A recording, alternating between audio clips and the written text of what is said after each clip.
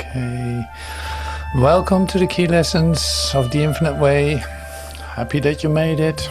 Wonderful, wonderful to meet today in this brand new day with new possibilities, with new horizons, new openings, new possibilities for a good God experience. And entering deeply into presence is what we do today. So I'm happy that you join and recognize that this is what you want to do at this point. And that's so amazing. See, I was just thinking, it's like you can call, we've been doing this for a while together, and it's like, well, this is your spiritual family, and that is not just that you chose who is here. It's like, no, we were chosen to come together like this, and it's great to mention that and recognize that. It's like there's no coincidence at all that you are here. So it's like this is the ones that you do this with. You'll see them back again. Like they keep repeating, they keep coming back, and they keep recognizing you, and you are recognizing each other as that what is your spiritual family. So, and that means something in the sense of we're uniting.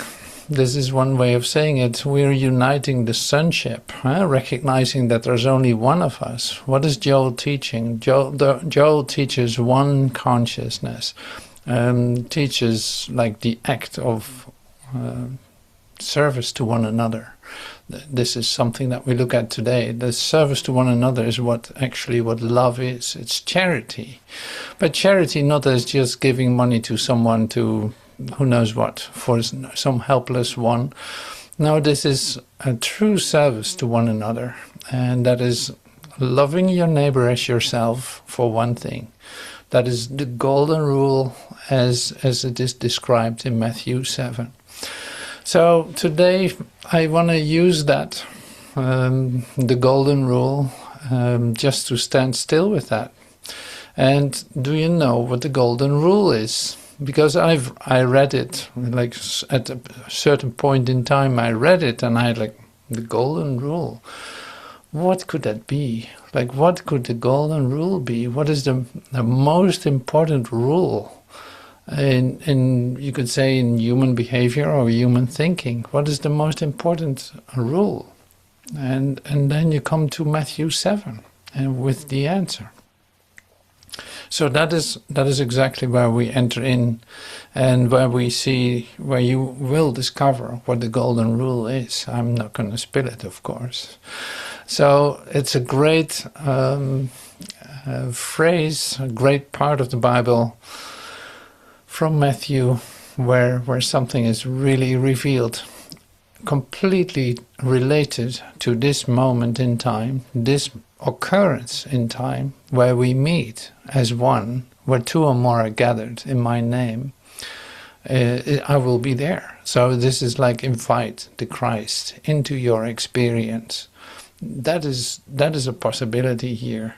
And the Christ in your experience means you letting go of your ideas and allowing your mind to be open to receive something that you cannot describe, you cannot make it, you cannot get to it. No, it's a gift.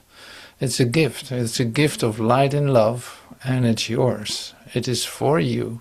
That is always present with you, but for the asking. It's like you ask for it. It will be given because it is already yours. Now this is the practice that we actively do. You could call it an active prayer, because we're actively opening our consciousness for a different experience and leave our concerns and things and constructs and hesitations, doubts, all of that. We leave it all outside.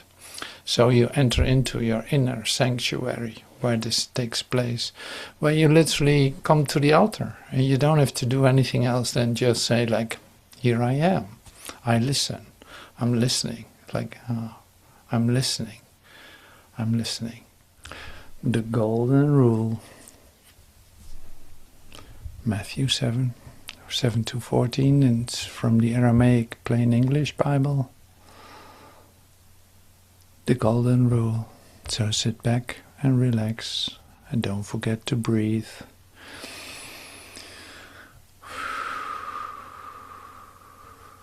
See, this is just a matter of being present here. Being totally present here. Are you really here? Are you here? Can you let your distractions go? So be present, be still with me. Ask, and it will be given to you. Seek, and you will find. Knock, and it will be opened to you. For everyone who asks receives, and he who seeks finds. To him who knocks it is opened. And who is the man among you whose son will ask him for bread and will hand him a stone? And if he will ask him for a fish, will he hand him a snake? If therefore you who are evil know to give good gifts to your children, how much more will your Father who is in heaven give good things to those who ask him? Everything whatsoever you desire that people should do for you, do it likewise for them. For this is the law and the prophets. Everything whatsoever you desire that people should do for you, do likewise for them. For this is the law and the prophets. Enter the narrow gate, for the gate is wide, and the road is spacious, which leads to destruction. And many are those who are going in it. How narrow is the gate, and strict the way that leads to life, and few are those who find it.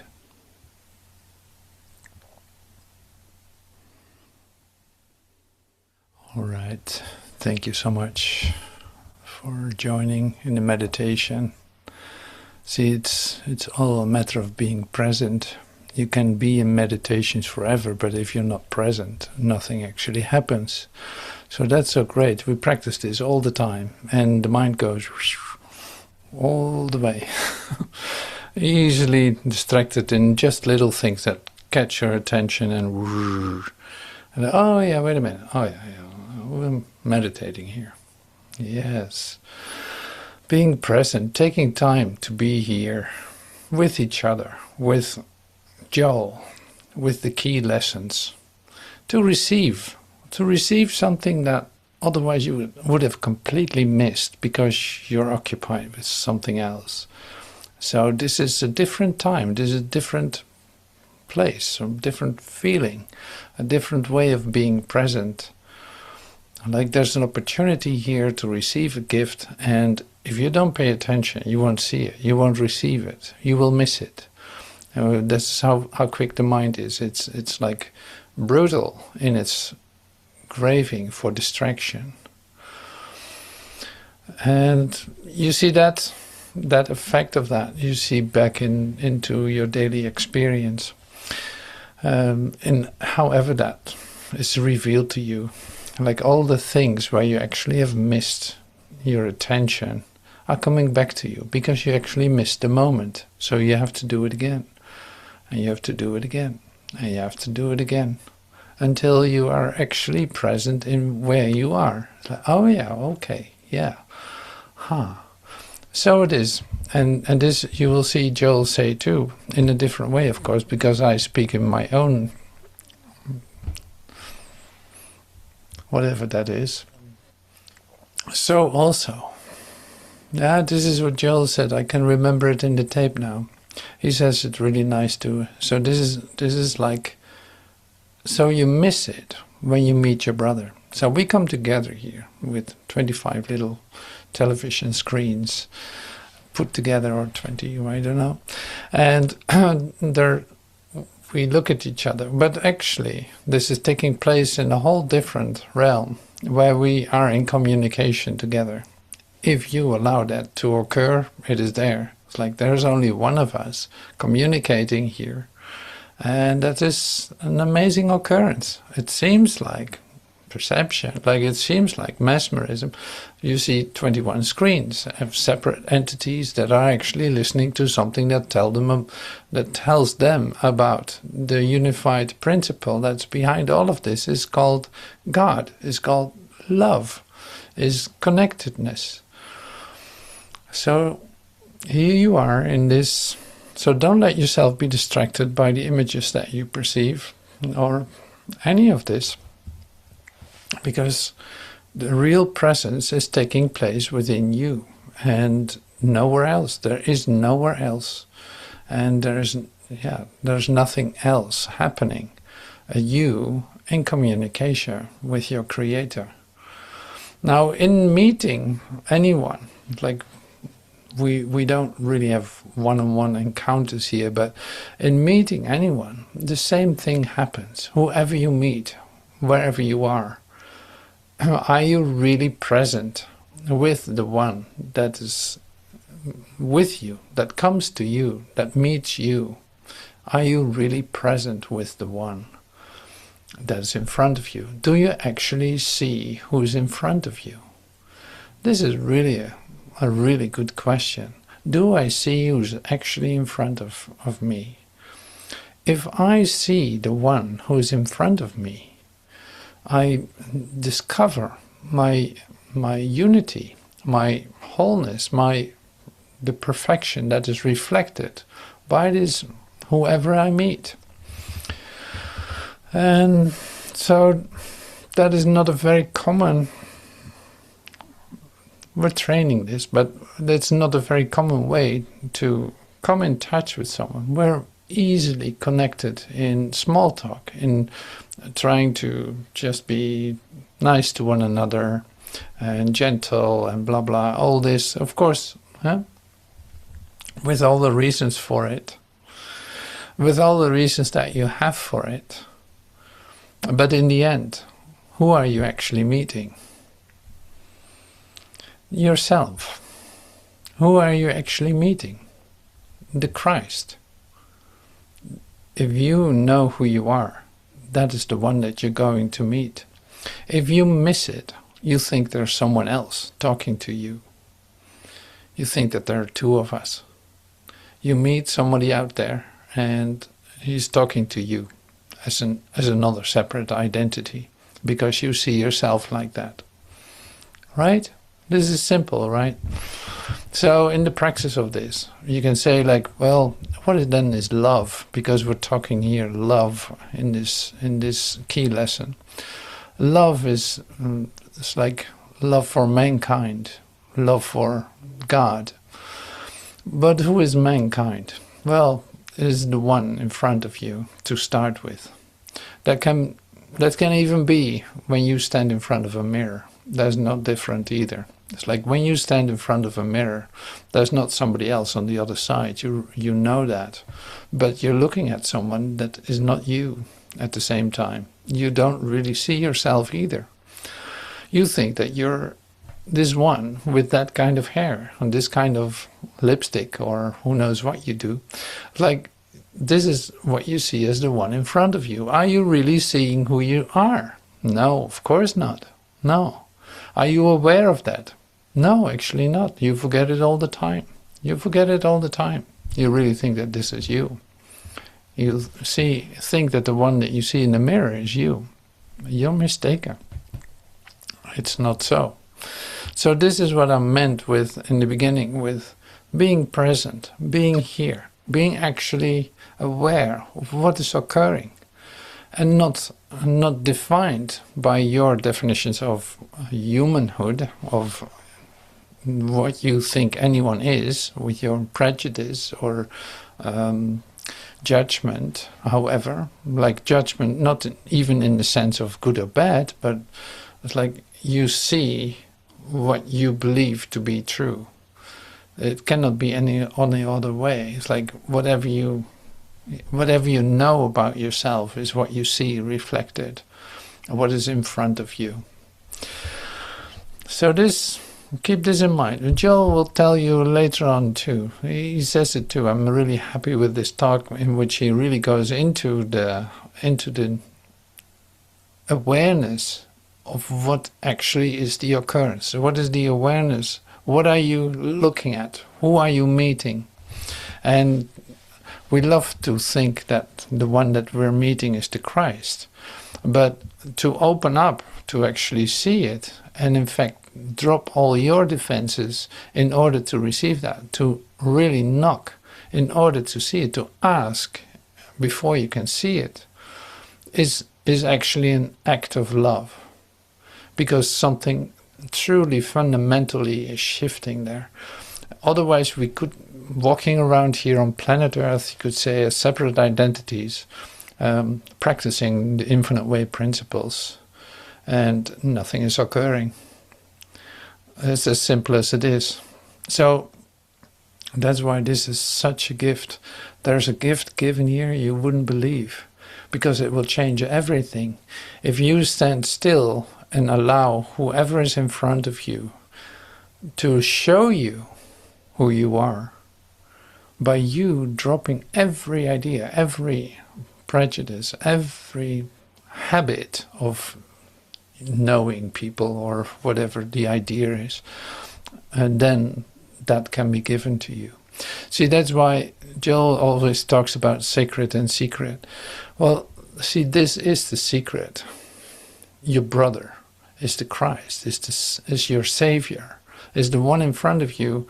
If you let him set you free, you are actually setting him free. It's like that's an occurrence at the same time. But you're the one giving this. By how? By being open to receive that.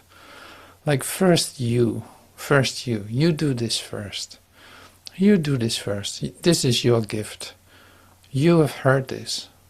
You have received today the golden rule. You're going to apply it. So this is really great. It's really absolutely beautiful and so practical. There's no situation where this will not work. Like it's totally included. You can practice this. You can fail at this as many times as you want. But your intention to be successful in this, your intention to really want to see your brother differently, your deepest desire is to have some experience of truth. That is what you have, and that is sufficient in order to receive that. But you have to be aware that this is a choice, whoever you meet, that this is still a choice of you to open up for that, to ask, like, I don't know how to do this, show me who my brother is. I ask, Spirit, help me here, because I don't know who my brother is. I don't even know who I am myself. So I want to see what is possible here. Show me what that is. In this act is really what love is. Like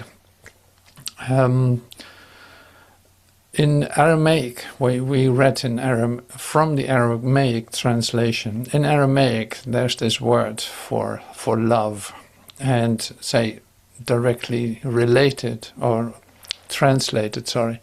Directly translated. It is created action. This is what love is. It's like charity. Created action. So this is why everything, when you're aware, everything is an action, a created action. That is not that you are making something. No, that is that you are actually aware of the possibilities in a situation and allow that to come to you as a gift, because you are receiving the gifts of God continuously. There's nothing that you need to make or to do. Now, this is all a matter of God giving that to you. Always. That's always the direction. Giving it to you. It doesn't come from anywhere else, and you can't make it. So that is why we say, like your servant, I'm your servant here. So you are going to give me that. So I'm your servant. I'm listening. Tell me. I don't know how to do this. Like, I don't know how to see my brother right. How can I see the Christ in my brother? I want to experience that. So this is really fundamental key lesson about love. Love created action to actually allow your brother to show him who he truly is. You allow that because you want to see that. And you step back, like you really step back from that, from knowing who your brother is, to let your brother be revealed to you. You want to experience that. So that's being present in situations. This is not about being able to really go into a beautiful conversation or who knows what you try to do. That's all fine. You can do that any time. But this is about something else, being totally present and allowing your brother to be your savior, to be literally revealed to you. So there's an opportunity for great practice. Now, Joel introduces us to the idea of love too. I'm going to share some expressions. There are so many in this talk. There's a little bundle of real goodness right after 40 minutes where we are going to listen to later. But I got some expressions from that. Love of mankind. Love for God and mankind. It is impossible to truly love God while hating your fellow human beings. Love for mankind is a natural and necessary expression of a consciousness that is united with the divine. So this love for mankind is a natural and necessary expression of a consciousness that is united with the divine, because you literally recognize that there's only one of us, that we're all receiving this as a son of God. So that's... Joel says, now let's not look out on this world of appearances and try to judge by what we see. Let's go behind the appearances and let us see some of the things that are invisible to our eyesight. If we were to go back before the Master, let us say to Gautama, the Buddha, again, you would find that one of the ways given to find God is service. If you were to examine the 4 yogas, you would discover that one of these is service. Service is another way of saying love to mankind, love to God, love to man. This is one of the 4 ways in which it is revealed in Buddhism that you can find your way to God through love and through service. Love to God and love to man. Service to God, service to man. If you come up 500 years to the Master, you find that he discards 9 of the 10 commandments and he leaves us with 2. And the 2 that he leaves us with are love. Love the Lord thy God with all thy heart, with all thy soul, and love thy neighbor as thyself. Love the God thy God with all thy heart, with all thy soul, with all thy mind. Love thy neighbor as thyself. And he gives these as the two great commandments, love or law. Commandment, again, is law. A great law is the law of love. Now, if we didn't have the four Gospels, we might wonder what the Master meant by love, by giving love as the law. But fortunately, we have those Gospels, and in them he tells us both what we should do and what not to do. God is law, but the law that God is love. And love are only in attunement with God when you are in attunement with love. In other words, and no one can hide behind this, well, how do I know what love is? Or how do I know? It's been given very simply with the golden rule. Do unto others as you would have others do unto you. All right, so this is Joel. This is a bit of the introduction to what we're going to listen to. So do unto others. And see, we actually translated that just as this is like recognize your brother for who he is. Allow yourself to be revealed who your brother is. Joel will come in the talk to that too, so that's why I use it specifically.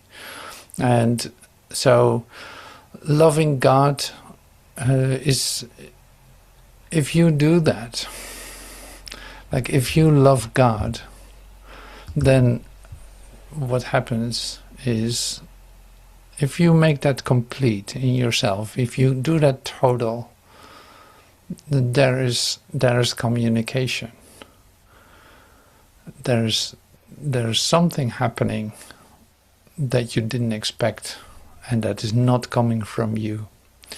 But for you, the practice to love God is a great practice, because it feels really comforting to do so. Now, it is like you don't have to please God. Joel says this many times too. It's like you don't have to please God by saying that you love him. No, you do this for yourself. You love God for yourself. Not necessarily to convince yourself of your love for God. No, to open your love for God. To open the channel. To open your mind. To open your consciousness to the love of God. The love of God knows how to find you.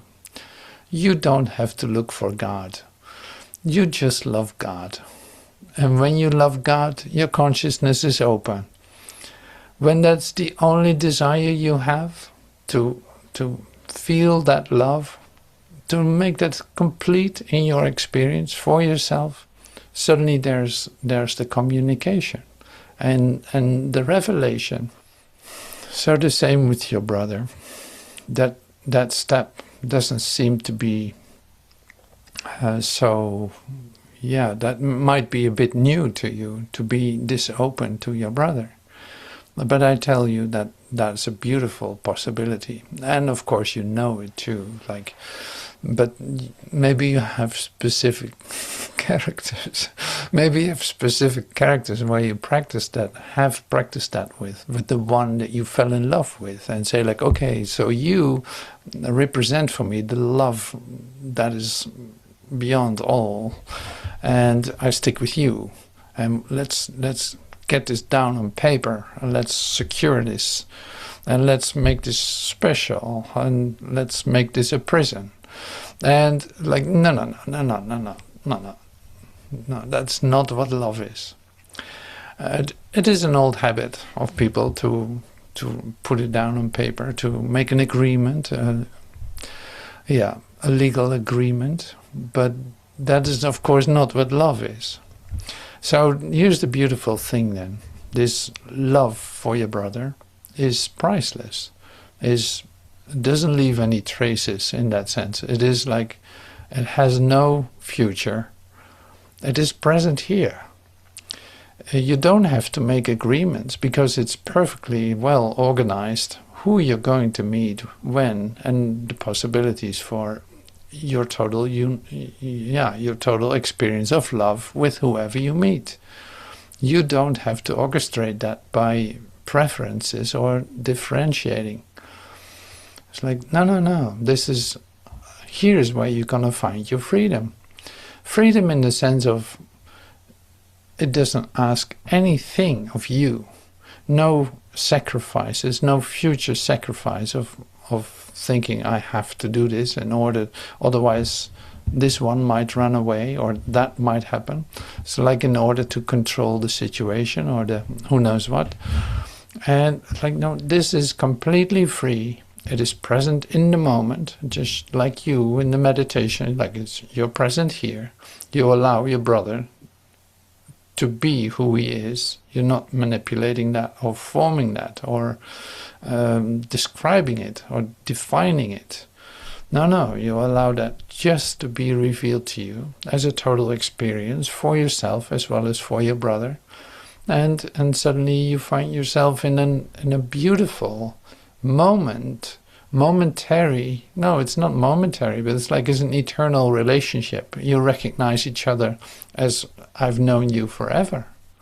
This is timeless. And when we meet again, that will be shown. Like, that's not even our concern, because literally you don't have to be concerned with any of that. That's why it's the laws of love. The laws of love are the laws of freedom, not of anything else. So this is really what Joel teaches in the video too, or in the audio that we're going to listen to. So I'm going to pull that up. I see it's time to begin with that, because it starts after 14 minutes and I'll play quite a lot of it. All right, so let's listen to Joel. Reveal themselves, and they usually reveal themselves in so many wonderful ways that you never can grasp it in words or thoughts any more than you can grasp God in words or thoughts. Now, when you come to an agreement with Lao Tzu that if you could name it, it isn't that. If you can embrace it in your mind, it isn't that. And when you can just come to the fact that God is spirit, God is invisible, God is beyond human comprehension, and let it go at that, you are very, very close to the throne of God.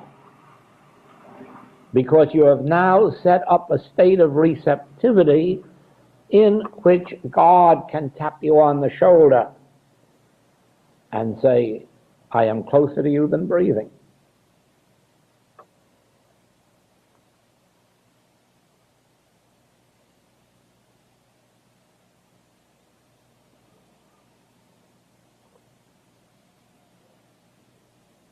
Someone wrote recently and asked, why does God have to be closer than breathing? And I said, does God have to have a reason? Let's not hold God subject to having to have a reason for what God does or where God is. Why does God have to be closer than breathing? Why? Now, here we have the acknowledgement of a God, of a deity. Let's call it a creative principle, huh? A creative principle, a maintaining and sustaining principle, without trying to analyze what is a principle, or what does a principle do.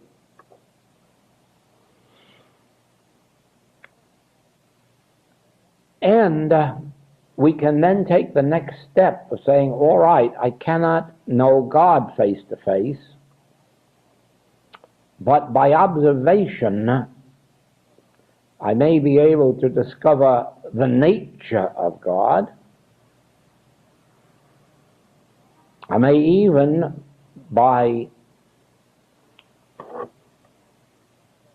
communing with some of those who have had intimate communion with God, I may be able to learn something of what has revealed itself to the mystics of the world, and at least know some of the nature of God.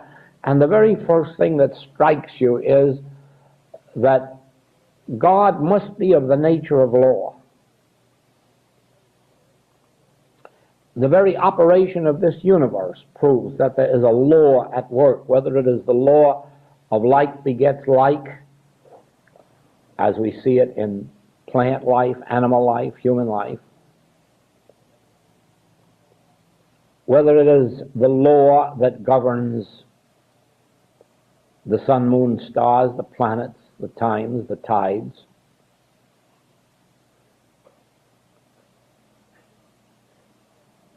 It is impossible to observe this universe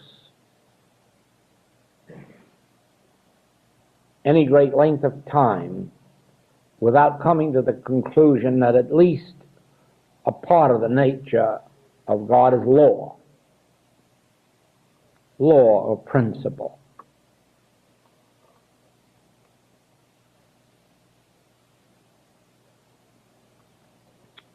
The next one is the most important one, but not quite so easily discernible, especially if you have to judge by appearances. But inevitably, you will discover that God is love. You will discover not only that God is love, but the law, which is an important facet of the nature of God. The law of God is love. Now, let's not look out at this world of appearances and try to judge by what we see. Let's go behind the appearances and let us see some of the things that are invisible to our eyesight.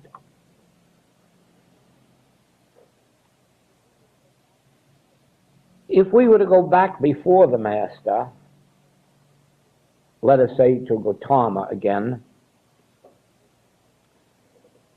you would find that one of the ways given to find God is service. If you were to examine the 4 yogas, you would discover that one of these is service. Service is another way of saying love to mankind. Love to God and love to man. This is one of the 4 ways in which it is revealed in Buddhism that you can find your way to God through love and through service. Love to God and love to man. Service to God, service to man. If you come up 500 years to the Master, you find that he discards 9 of the 10 commandments. And he leaves us with 2. And the 2 that he leaves us with are love. Love the Lord thy God with all thy heart, with all thy soul. Love thy neighbor as thyself. And he gives these as the 2 great commandments. Love, or law. Commandment, again, is law. The great law is the law of love. Now, if we didn't have the 4 Gospels, we might wonder what the Master meant by love, by giving love as the law. But fortunately, we have those Gospels, and in them he tells us both what we should do and what we should not do. Now, strangely enough, all organized religion places stress on the church, the rituals, the doctrines, the creeds, the prayers, the holy days, the holidays, the feast days, the anniversaries, the celebrations, the baptism, the communion, the confession.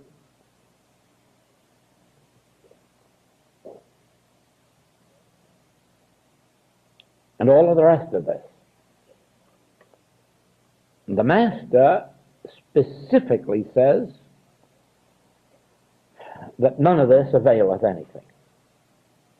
God has no pleasure in your sacrifices of your animals or of your money. And you need not worship in the holy temple. You need not worship in the holy mountain. He doesn't say you shouldn't. He is saying that your salvation, your spiritual progress, is not dependent on whether you do or whether you don't. Not even the vain repetitions, which are the prayers that were uttered from early morning to late at night and all day Saturday in the synagogues. All this vain repetition, morning service, noon service, afternoon service, night service, nothing but a lot of repetition, and all this availeth nothing. Ah, yes, but many of these things, the baptisms, the communions, all of these have been held to be all important, as if they were a passport into heaven. Well, it's in the same way that in the days of the ancient Hebrews, in their hot climate of the Holy Lands, where shellfish couldn't possibly be held even for a few hours without being tainted, where pig meat couldn't be held without being tainted, Moses gives us a dietetic law, or the priests give us dietetic laws, that we must not eat shellfish or the meat of pig. But this becomes embraced in the teaching of Judaism until it becomes a sin to eat the meat of a pig, and it becomes a sin to eat shellfish. Now, what should make that a sin? It's not a sin. There was a need for a law of that kind at that time, but it becomes embraced. Well, so it is that it is discovered that as a measure of health, of cleanliness, that circumcision is a very fine thing. And so they prescribe in the Hebrew church, the Hebrew religion, circumcision. What happens? It becomes a law of the church, and nobody can get into heaven unless they're circumcised. In other words, you take out of a natural law and start to put your soul salvation in it. So that by the time Paul is preaching, these disciples who were supposed to have had some measure of light and proved how little they had, they passed a law that no one could come into the Christian fellowship unless they were circumcised. They had to first become a good Jew before they could become a Christian. And you can only prove that you're a good Jew by being circumcised. Paul, with his enlightenment, comes along and says neither circumcision nor uncircumcision is going to get you into heaven. It availeth nothing. Obeying these laws of man, whether they're health laws or ritual laws or anything else, not going to get you into heaven. Don't think you're going to get in by baptism. Don't think you're going to get in by circumcision. There is something far greater than these that really determines whether or not you're going to get in. So you see, he has told us circumcision won't do it. Baptism, he called, suffer it to be so now. The dietetic laws are set aside. Sacrificing, tithing, all of these are set aside as being essential to one's salvation. And now that he's got us completely baffled, now how are we going to get into heaven if we don't have a baptism to rely on, or a circumcision, or a communion? Now how are we going to get into heaven? He stripped us of all our material dependencies, something to stand on. And when he's done that, he even takes 9 of the 10 commandments away from us. And we were always dependent on the fact that if we could just obey those 10 commandments, we'd get into heaven. And now he takes 9 of them away from us.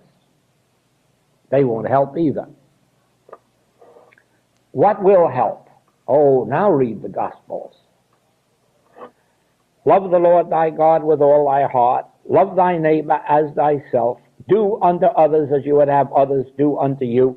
Forgive 70 times 7. Pray for your enemies.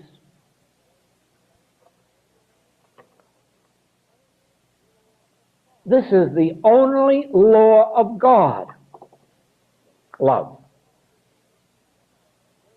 Any disobedience of the law of God creates karma. As ye sow, so shall ye reap. Any violation of the law of love. It doesn't make a difference what phase it is. It was only disobeying it to the extent of hating your enemy or fearing him.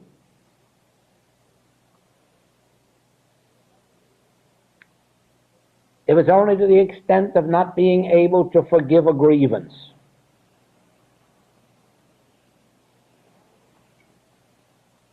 If it is only to the extent of being human,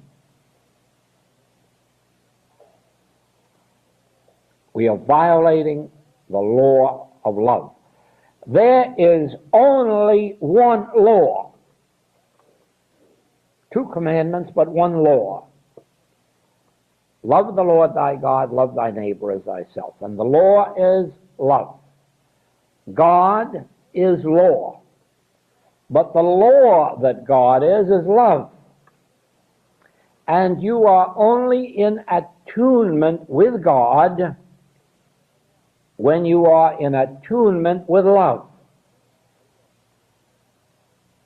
In other words, and no one can hide behind this, well, how do I know what love is, or how do I know? It's been given very simply. Do unto others as you would have others do unto you. You know when you are doing something or thinking something that you would not have others do unto you, or think unto you, or of you. The whole of the Master's mission had to do with you. Ye shall know the truth, and the truth shall make you free. Ye shall love the Lord thy God. Ye shall love thy neighbor as thyself. Ye shall do unto others as you wish others to do unto you. His whole ministry is bound up in an individual you. As ye sow, so shall ye reap. Therefore,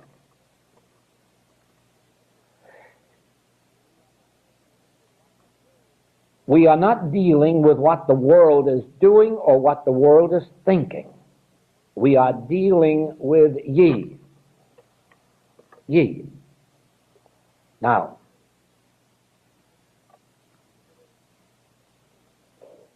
it is ye who have to know whether or not you are functioning through love.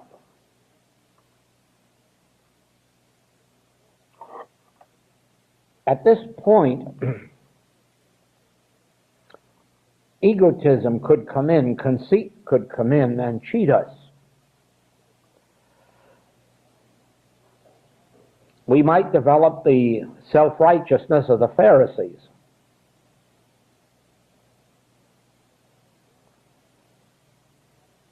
When we come to a stage of desiring to be obedient to the one commandment of God, and there is only one commandment, one law, and that's love. When we come to that desire, we have to be very careful that we don't get the idea that I am very loving. When we come to the point of benevolence, we must be very careful that we don't get to the point of I am very benevolent, because this is completely fatal. When we agree that the entire law of God is embraced in the one word love, we must take the next step of realizing that it is the love of God that enables us to be loving. The love of God, God's love, not our love for God. God's love, let us say, for us. God so loved this earth, this world, that he gave his only begotten Son. I just think, in the light, not of what religion teaches, but of what mysticism teaches, this means the Son of God has been given to you individually and personally. Within you, at the center of your being, is the Son of God. God has incarnated himself in you as his Son. God the Father has placed himself as God the Son in the midst of you. But that means every individual you who has ever existed since the beginning of time, or who will exist unto the end of time, every individual has the seed of godhood at their center. God then so loved mankind that he placed himself in the midst of us. He placed the individual expression of himself, the spirit of himself, at the center of us. And he named this center I. He named himself I. And he named himself I in the midst of you, so that every time the word I comes to your consciousness, the presence of God is there. And the function of that I is to be your bread, your meat, your wine, and your water. It is to be resurrection. It is to be life eternal. I am come, this I that you are now declaring, each one of you, at the moment of thinking the word I, and that I is come that you might have life and that you might have it more abundantly. Of course, through our human history, we have gotten away from that to where we say, I am Joel, therefore I'm partly good and partly bad and partly charitable and partly stingy and partly Jewish and partly Christian and partly this and partly that. And we actually believe that I am all of that, and I'm not. The I that was planted in the midst of me is the Son of God.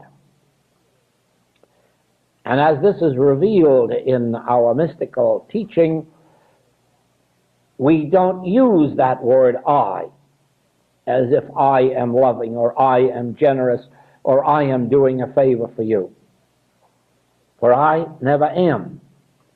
The Son of God in the midst of me performeth that which is given me to do.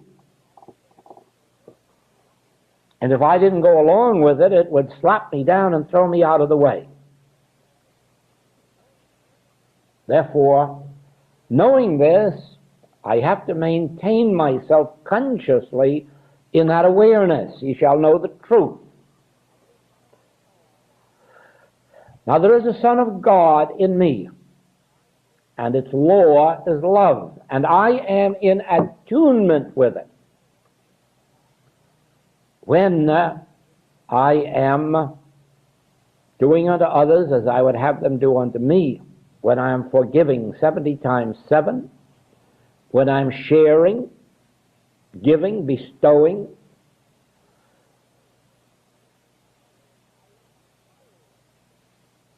I am violating the law of love and setting up a karma the moment I desire revenge, the moment I indulge resentment, the moment that I ascribe wrong qualities to anyone.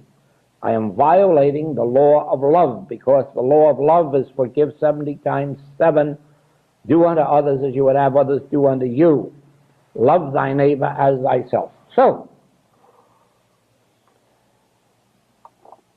since these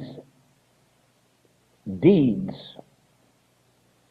of human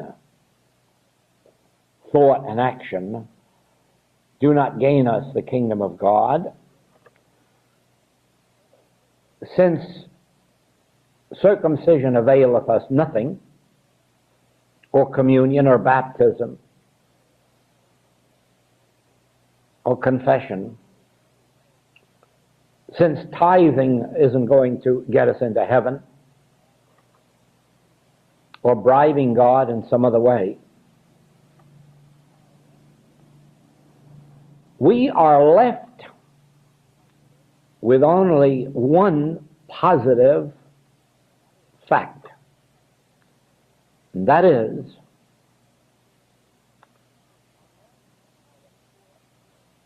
unless our thoughts and deeds are in accordance with that one law of God, love, we are violating God, we are violating love, we are violating truth, we are setting up a karma.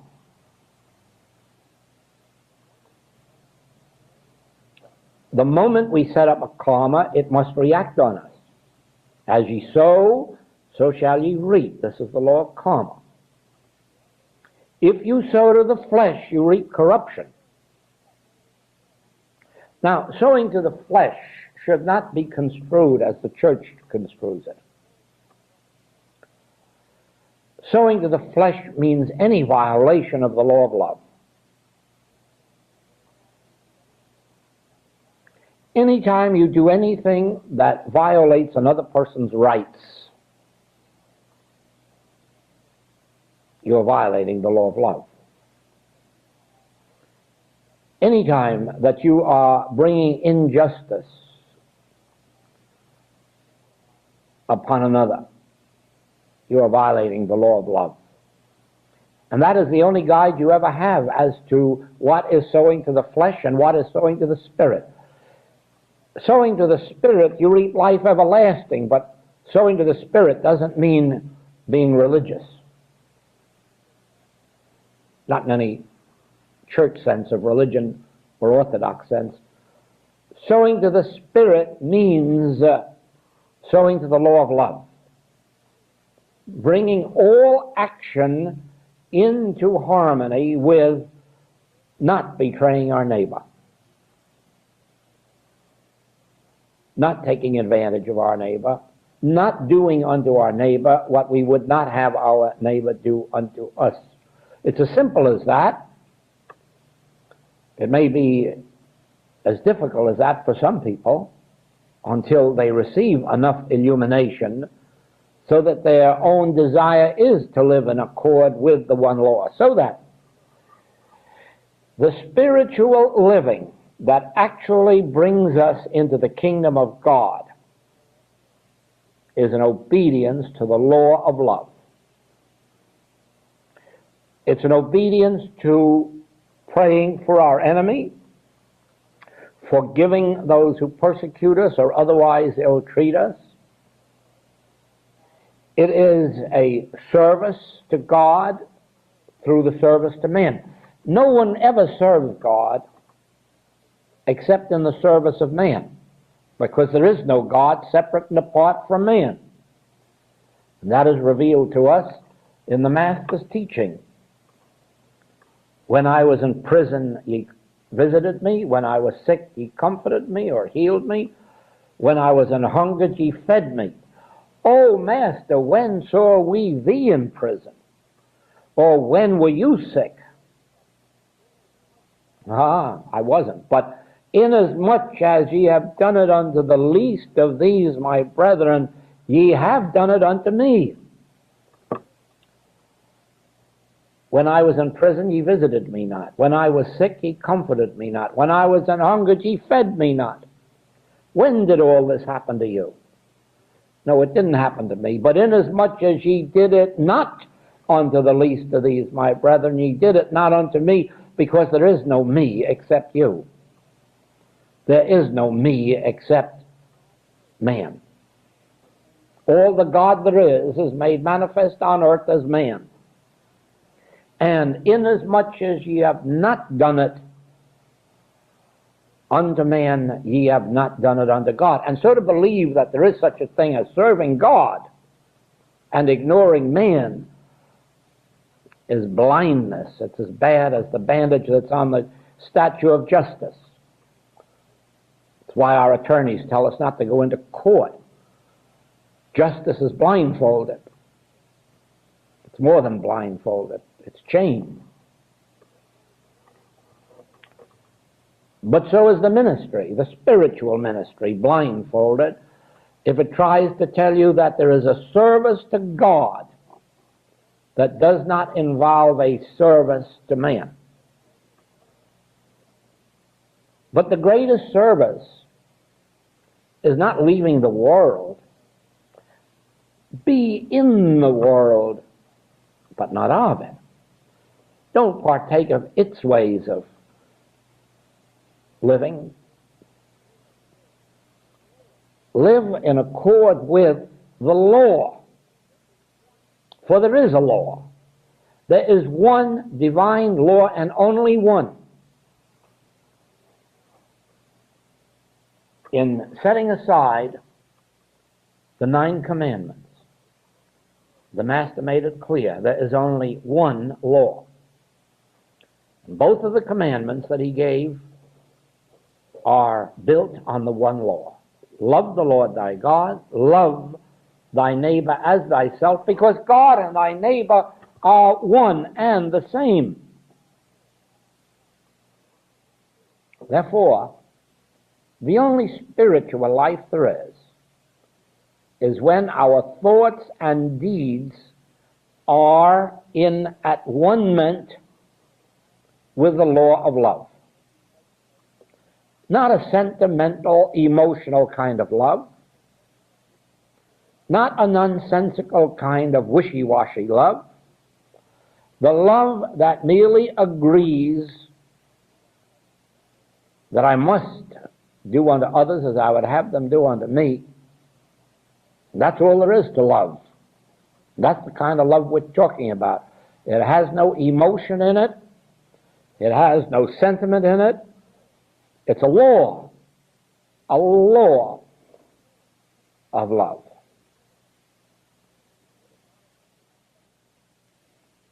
It is not a sentimental attachment to mankind. It is a mode of conduct.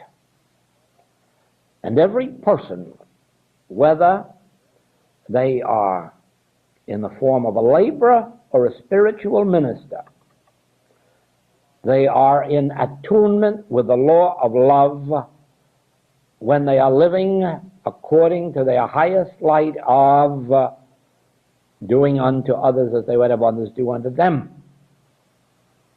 And in the same way, nobody can be so high in the spiritual ministry as to violate this and still be in the ministry.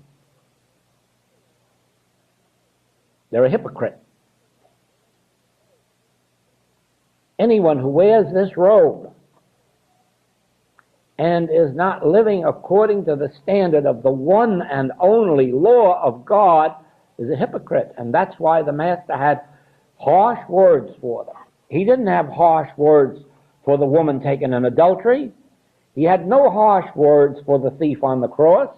He only had harsh words for those who wore the robe and lacked love. So it is. We have no right to judge, criticize, or condemn any person for the acts that they do, which are based, as a rule, on ignorance of this law of love. But we have every right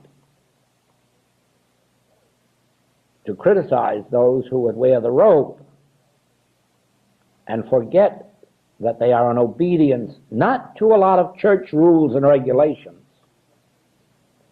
They are not to be in obedience to a lot of ceremonies, rites, and rituals. Their obedience is only to the law of God, which is love. Please do not misunderstand me. I don't believe that churches should be done away with. I don't believe that ministers should be done away with. I am wholeheartedly for the churches and the ministry. I'm speaking only about the function of the church. I find no fault with a communion service, a baptism service, or any other kind of a service, as long as it is only a symbol of something taking place within. I find no fault in lighting a piece of candle or a piece of incense if it serves as a reminder to us of this law of love. But if we're going to worship it, I find no fault with a statue of Jesus and a statue of Buddha or a painting of them. But if we're going to worship that statue, I am very much in favor of the Zen approach. You know the story of the Zen master who was out with his students one night. It was very cold. They had with them a beautiful gold or wooden gilded image of the Buddha, and when it got too cold, the master just took it and threw it in the furnace, threw it in the fire. The disciples were shocked. Oh, what a sacrilegious thing to do with this sacred figure. Oh, master, that wasn't sacred. There wasn't any spirit of God in that. That's right. Well, what was it? Wood. Well, now it's a fire.